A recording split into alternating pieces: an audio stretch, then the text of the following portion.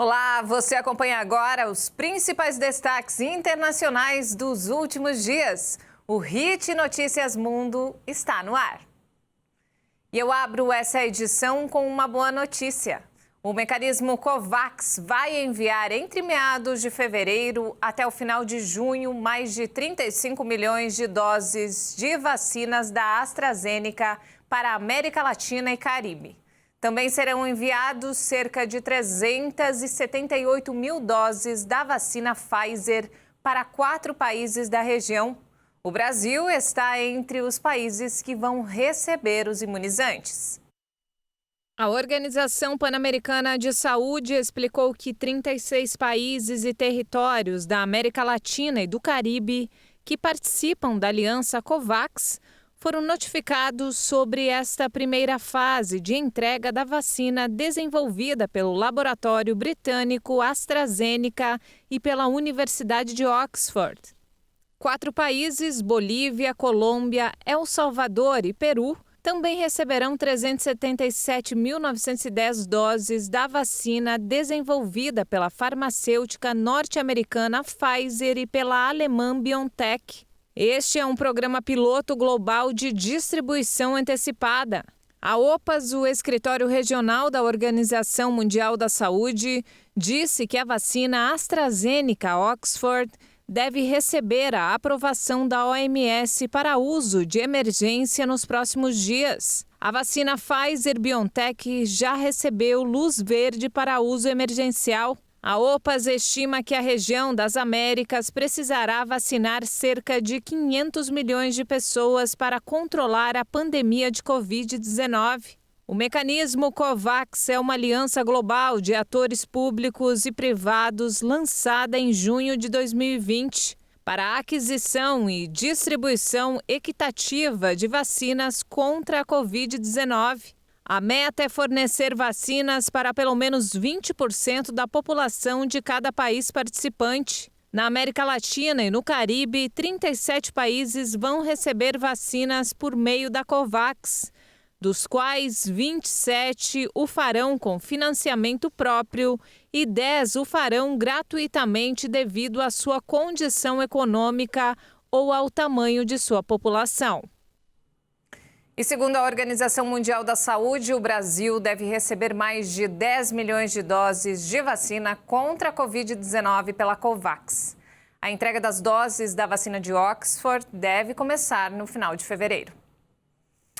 E olha só, a vacina contra a Covid-19 da AstraZeneca Oxford reduz a transmissão do vírus em 67% desde a primeira dose. É o que aponta uma análise dos testes clínicos divulgada na última semana. O estudo realizado em Oxford ainda deve passar pela revisão dos pares antes de sua publicação. Ele indica que as pessoas vacinadas não estão apenas protegidas contra sintomas graves da doença, mas têm menor probabilidade de se infectar. A vacina pode, portanto, ter um impacto enorme em termos de transmissão, segundo afirmou à rede BBC o diretor do projeto, Andrew Pollard. Mas ele especificou que os testes foram realizados antes do aparecimento das novas variantes. Contra as infecções, o estudo mostra uma eficácia de 76% após a primeira dose, que se mantém por 3 meses. A eficácia sobe para 82% após uma segunda dose injetada 3 meses depois. Esses elementos reforçam a estratégia do governo britânico, que, para poder vacinar mais pessoas rapidamente, decidiu adiar a segunda injeção para até 12 semanas depois. O Reino Unido já vacinou mais de 9 milhões de seus 66 milhões de habitantes. O país usa atualmente as vacinas AstraZeneca, Oxford e Pfizer-BioNTech. Em breve, a Moderna se juntará a essa lista. O grupo farmacêutico Bayer anunciou a produção, a partir de 2022, da vacina contra a Covid-19 desenvolvida pela empresa alemã CureVac. A Bayer e a CureVac já haviam anunciado em janeiro a parceria. A vacina se encontra na fase 3 de testes clínicos e em processo de certificação. De acordo com o diretor do setor farmacêutico da Bayer, o objetivo é produzir 160 milhões de doses nos primeiros 12 meses. Essa previsão vai se somar à produção na rede já existente da CureVac de 300 milhões de doses nesse ano e 1 bilhão em 2022. Vários países já iniciaram campanhas de vacinação com os imunizantes produzidos pela Pfizer, AstraZeneca, Moderna e Sinovac. E a Rússia quer aumentar a produção de sua vacina Sputnik no exterior. A informação foi divulgada pelo porta-voz do Kremlin um dia depois de a revista científica The Lancet publicar que a eficácia do fármaco é de quase 92%. A vacina russa foi tratada com suspeita pela comunidade científica internacional pela falta de dados públicos sobre o processo. Apesar disso, a Sputnik V já foi aprovada em mais de 15 países, ex-vizinhos soviéticos como Armênia e Belarus, aliados como Venezuela e Irã, mas também Argentina, Argélia, Tunísia e Paquistão. Na terça-feira, autoridades mexicanas aprovaram o uso da vacina. Em vez de exportar as doses, Moscou quer desenvolver parcerias de produção. No momento, Cazaquistão, Índia, Coreia do Sul e Brasil produzem a Sputnik V, mas nem todos a utilizam. A Rússia também iniciou o processo de aprovação junto à Agência Europeia de Medicamentos. A Sputnik V é uma vacina de vetor viral em 2 injeções, mas também vai ter uma versão de só uma dose. Especialistas da OMS passaram cerca de 3 horas e meia no Instituto de Virologia de Wuhan.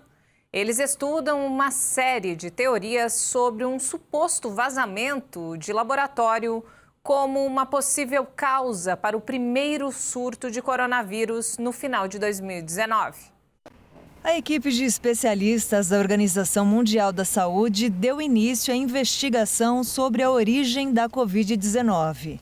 O ex-presidente dos Estados Unidos, Donald Trump, chegou a acusar um instituto de virologia de deixar escapar o vírus que se espalhou pelo mundo e causou a pandemia. A China, por sua vez, tenta se afastar de qualquer responsabilidade, enquanto Pequim insiste no sucesso da produção de vacinas exportadas para vários países. Um dos membros do time da OMS afirmou que é preciso investigar mais a fundo. Esperamos encontrar boas informações para ajudar a entender as origens do vírus. Mas é muito pouco provável que uma missão tão curta poderia ter um entendimento muito avançado ou respostas definitivas à questão. Alguns cientistas especulam que o vírus capturado na natureza teria sido usado como experimento no laboratório para testar os riscos de um transbordamento humano. Mas, infelizmente, esse mesmo vírus teria escapado através de um membro infectado da equipe. O número de passageiros aéreos teve um retrocesso recorde em 2020 por causa da pandemia de coronavírus. A queda em relação a 2019 foi de 66%. O balanço foi divulgado pela Associação Internacional de Transporte Aéreo. Brian Pearce, economista-chefe da organização, resumiu em uma videoconferência que este é o maior abalo vivenciado pelo setor. Como consequência do fechamento de fronteiras e outras restrições impostas em uma tentativa de controlar a pandemia, as rotas nacionais evoluíram ligeiramente melhor do que o tráfego internacional. A IATA, que reúne 190 companhias aéreas do mundo, também alertou que as perspectivas de recuperação em 2021 são sombrias, devido à aparição de novas variantes da Covid-19. Mas o organismo não revisou formalmente para baixo suas previsões para o ano. Pearce disse ter esperança de que a vacinação provoque uma recuperação da demanda no final do ano. Os Estados Unidos fecharam um contrato para a produção em massa de um teste doméstico para a Covid-19. E o valor do negócio ficou em 230 milhões de dólares, mais de R$1 bilhão. O anúncio do contrato milionário foi feito pelo assessor da Casa Branca para o novo coronavírus, Andy Slavitt. Ele reafirma que a eficácia dessa testagem é de 95% e o resultado sai em apenas 15 minutos.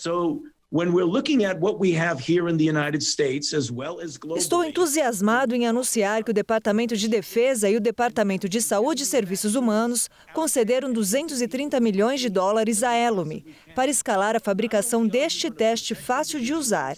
Graças ao contrato, poderão escalar a produção para fabricar mais de 19 milhões de kits de teste por mês, até o final do ano. Em dezembro, os testes domésticos feitos com cotonete nasal receberam uma autorização de emergência da Agência de Medicamentos e Alimentos Americana, a FDA, e podem ser adquiridos sem receita. Os dados divulgados dos Estados Unidos chamam a atenção. O país é o mais afetado pela pandemia. São mais de 26 milhões de contágios e cerca de 440 mil mortes pela doença, de acordo com a Universidade Johns Hopkins. E o país é também, segundo o site de dados Our World in Data, o que mais vacinou contra o coronavírus, com mais de 31 milhões de americanos já imunizados. E na Europa, medidas nacionais estimularam as vendas de veículos. O comércio dos elétricos dobrou e dos automóveis híbridos triplicou em 2020, superando 1 milhão de carros comercializados. Mais de 538 mil carros elétricos foram vendidos no ano passado, sobretudo na Alemanha, França e Holanda, assim como mais de 507 mil modelos híbridos plug-in. A Associação de Montadoras Europeias de Automóveis já fala em aceleração no quarto trimestre. Apesar da crise de saúde ter reduzido as vendas em 25%, os veículos híbridos e os elétricos superaram pela primeira vez os modelos a diesel na Europa no quarto trimestre. Alemanha, Itália e França registraram uma explosão na comercialização de carros elétricos. As vendas na Europa decolaram graças aos esforços tanto na oferta como na demanda. Os governos concederam bilhões de euros em subsídios para a compra de veículos mais ecológicos. Muitas pessoas também precisaram comprar carros novos para continuar entrando nos centros das grandes metrópoles. Cidades como Bruxelas, Roma ou Paris proibiram o acesso a seus centros dos veículos mais poluentes. O Estado francês foi considerado responsável por inação na luta contra a mudança climática pela Justiça Administrativa do país, objeto de um recurso de ONGs apoiadas por um abaixo-assinado de mais de 2 milhões de cidadãos. O Tribunal Administrativo de Paris reconheceu a existência de um prejuízo ecológico, mas estabeleceu um prazo de 2 meses para decidir se ordena que o Estado adote medidas para respeitar os próprios compromissos. Embora tenha sido rejeitada a demanda de reparação de €1 simbólico pedida pelas associações por prejuízo ecológico, os magistrados aceitaram impor €1 simbólico por prejuízo moral. Há 2 anos, 4 ONGs iniciaram uma petição online para exigir a prestação de contas do Estado na área climática. O prazo de 2 meses estabelecido pelo tribunal deve permitir, paralelamente ao Conselho de Estado, se pronunciar por uma demanda parecida, apresentada pela região de Grande Sinte. E agora falando sobre os Jogos Olímpicos de Tóquio, o presidente do comitê organizador garantiu a realização do evento independente do que aconteça com a pandemia de Covid-19. Para conter a propagação da Covid-19, o Japão prorrogou por 1 mês, até 7 de março, o estado de emergência em Tóquio e outras regiões do país. O presidente do comitê organizador dos Jogos Olímpicos, Yoshiro Mori, garantiu que o evento vai acontecer. Certamente vamos adiante, independentemente de como o coronavírus evoluir. Devemos ir além da discussão sobre se vamos fazer ou não. É sobre como vamos fazer. Vamos pensar em um novo tipo de Olimpíadas nessa ocasião. Restrições ainda mais severas forçaram o adiamento do primeiro evento teste dos Jogos Olímpicos. Programado para acontecer entre 4 a 7 de março, o pré-olímpico de nado sincronizado, que reuniria atletas de 10 países, vai acontecer no começo de maio, no centro aquático da capital japonesa. A cerimônia de abertura dos Jogos Olímpicos está prevista para o dia 23 de julho. E olha só que ótima notícia, o Hospital da Universidade de Nova York anunciou o primeiro transplante bem-sucedido de rosto e de mãos. A história é a seguinte: em 2018, Joy DeMel dormiu no volante, o carro capotou e explodiu. Esse jovem de 22 anos sofreu queimaduras em 80% do corpo. Teve vários dedos amputados, ficou com cicatrizes profundas no rosto, além da perda dos lábios e das pálpebras. Enxertos e transfusões de sangue salvaram sua vida. Em agosto de 2020, Joy passou por uma delicada cirurgia que durou 23 horas com uma equipe de 96 pessoas. Além das mãos, o transplante incluiu o rosto completo: testa, sobrancelhas, orelhas, nariz, pálpebras, lábios, ossos do crânio, maçãs do rosto, nariz e queixo. Tivemos muito cuidado para que Joy não tenha nenhum trauma em suas mãos ou rosto, porque geralmente alguma lesão pode levar a uma rejeição aguda, mas a possibilidade sempre existe. Expose them to an acute rejection, but the possibility always exists. Responsável pela cirurgia, Eduardo Rodrigues, disse que Joy passou a ter uma segunda chance na vida. Assim que olhei pela primeira vez, pensei, tudo bem, esse é o meu rosto agora. Simplesmente aceitei. Apenas mantive a calma com ele. Com a notícia, o sentimento de esperança renasce para muitos outros pacientes. Muito bom. E para encerrar, os moradores de uma reserva animal em Puebla, no México, vivem mais tranquilos do que nunca. É isso mesmo, o fechamento do parque para visitação durante a pandemia fez o número de nascimentos dispararem. A bebê girafa, ainda sem nome, observa atenta a cada detalhe, enquanto recebe comida do seu cuidador. São 13 litros de leite por dia, o que permite que ela ganhe mais de 10 quilos por semana. A girafa reticulada, uma das subespécies mais raras desses animais, nasceu no dia 13 de setembro com 1,53 m de altura. 4 meses depois, já dobrou de tamanho. A vida livre tem aumentado a fertilidade na reserva animal, onde vivem mais de 5.000 espécies. Desde pequenas borboletas a elefantes e hipopótamos africanos e asiáticos. Momento de crías. Muitos animais começam a parir a partir de dezembro. É a hora dos filhotes. Muitos animais nascem a partir de dezembro até maio ou junho. Agora temos muitos filhotes. Temos uma girafa bebê, um elefante bebê, um búfalo.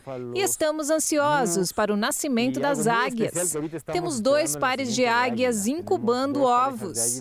Uma das razões do sucesso reprodutivo do African Safari é que os animais vivem em liberdade, já que as únicas grades que existem são aquelas que separam os felinos predadores. A amplitude territorial também contribuiu. Durante a epidemia de Covid-19, o Centro de Conservação transmitiu nascimentos de várias espécies por meio de plataformas digitais, como uma contribuição para a comunidade científica. No entanto, o fechamento forçado impactou as finanças da reserva, que vive de insumos públicos e tem sido sustentada com dinheiro de projetos que foram adiados. E depois dessas belas imagens, eu fico por aqui. Não temos mais tempo, mais informações ao longo da nossa programação. Obrigada pela companhia.